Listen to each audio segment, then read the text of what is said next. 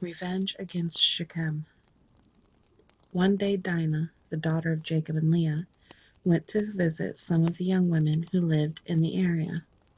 But when the local prince Shechem, son of Hamor, the Hivite, saw Dinah, he seized her and raped her. But then he fell in love with her, and he tried to win her affection with tender words. He said to his father Hamor, "Get me this young girl, I want to marry her."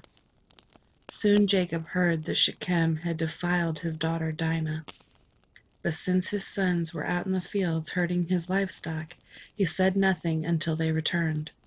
Hamor, Shechem's father, came to discuss the matter with Jacob. Meanwhile, Jacob's sons had come in from the field as soon as they heard what had happened. They were shocked and furious that their sister had been raped. Shechem had done a disgraceful thing against Jacob's family, something that should have never been done. Hamor tried to speak with Jacob and his sons. "My son Shechem is truly in love with your daughter," he said.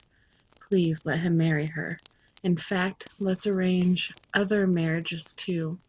You give us your daughters for our sons, and we will give you our daughters for your sons, and you may live among us.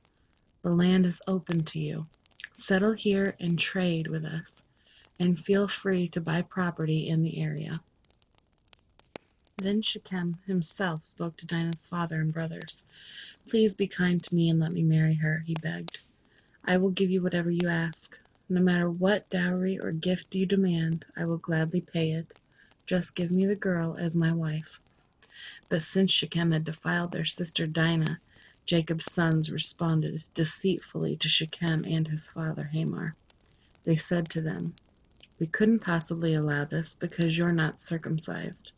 It would be a disgrace for our sister to marry a man like you. But here is a solution.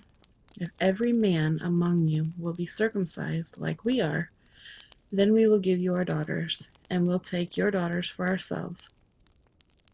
We will live among you and become one people.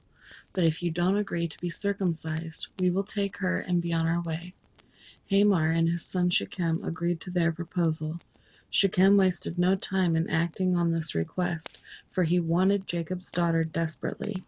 Shechem was a highly respected member of his family, and he went to his father Hamor to present this proposal to the leaders at the town gate. So all the men in the town council agreed with Hamor and Shechem, and every male in the town was circumcised. But 3 days later, when their wounds were still sore, two of Jacob's sons, Simeon and Levi, who were Dinah's full brothers, took their swords and entered the town without opposition. Then they slaughtered every male there, including Hamor and his son Shechem. They killed them with their swords, then took Dinah from Shechem's house and returned to their camp. Meanwhile, the rest of Jacob's sons arrived. Finding the men slaughtered, they plundered the town because their sister had been defiled there. They seized all the flocks and herds and donkeys, everything they could lay their hands on, both inside the town and outside in the fields. They looted all their wealth and plundered their houses.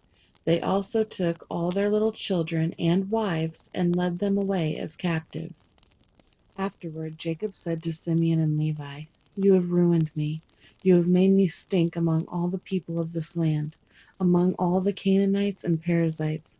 We are so few that they will join forces and crush us. I will be ruined, and my entire household will be wiped out." "But why should we let him treat our sister like a prostitute?" they retorted angrily.